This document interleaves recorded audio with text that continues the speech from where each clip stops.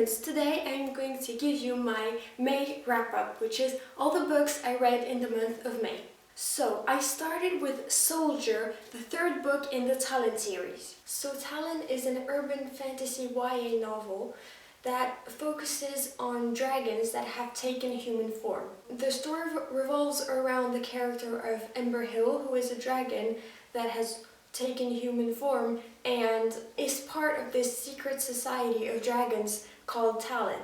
And for the first time in her life, she's about 16, she has the right to get out of the facility where Talon kept their hatchlings and goes into the world to mingle among the humans and learn how she can pass for one of them. We also follow Garrett, who is a soldier of the Order of St. George, which is also an underground organization that hunts dragons.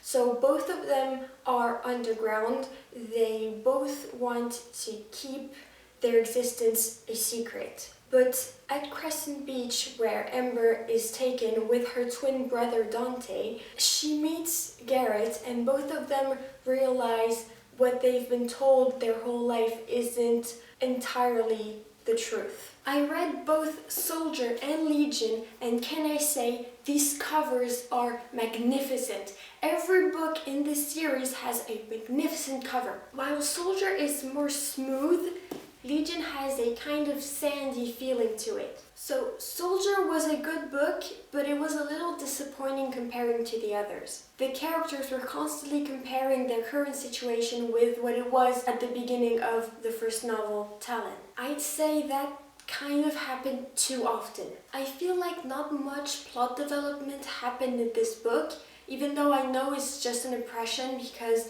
a lot of important characters that will have pivotal importance later on have been introduced in this book. Plus the love triangle was kind of becoming a little too frustrating. The characters were not dealing with their feelings, they were just letting the tension build for no reason. I feel like 3/4 of the narration was divided between the reminiscing and the nostalgia of what was before and the characters not dealing with their feelings. And that situation occulted most of the action scenes that felt like they didn't move the plot forward at all. It's not a very long book, it's quick to read since the pacing is fast. It wasn't at all a bad book, I really enjoyed myself, but if you read this book and you feel like it's kind of empty, please get through it because the rest is really worth it. I just thought there were too many faults in this book, faults that had been avoided in the other ones. But then I read Legion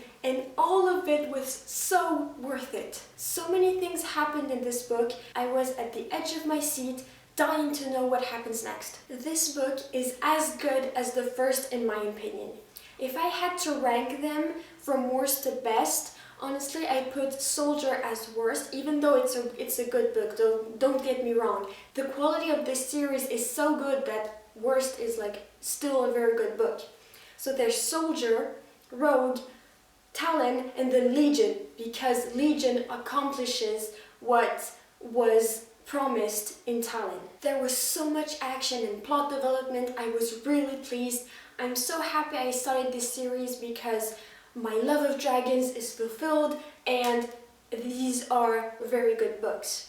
And it's a good portrayal of dragons. Then I continued with my guilty pleasure, which is the fourth manga in the Twilight Princess series. So the manga The Legend of Zelda Twilight Princess follows the storyline of the game The Legend of Zelda Twilight Princess, which has been released on GameCube, Wii, and there's an HD version on Wii U. If you haven't played the game, I highly recommend it, but you don't really need to have played the game to appreciate the story. I saw it at the bookstore and I hadn't even gone there to buy books, but it was there, I saw it, and it had just been published and I was like, yes, that is what I want. Thank you. And I bought it and read it like the same day. I can't say too much without spoiling, but these mangas are really true to what the game was, but also expanding on the world and the characters. I really liked how Link interacted with the other characters, given that in these mangas he speaks. That is something that I feel these mangas really achieve really well, and it brings something totally new to the story. They expanded on secondary characters and gave them backstories, which I really liked. And finally, I continued the comic series Batman, The Court of Owls, with the second comic book called The Night of Owls. So the comic Batman, The Court of Owls, follows Batman as he tries to solve the mystery of a murder caused with knives with a insignia in the shape of an owl. And he discovers that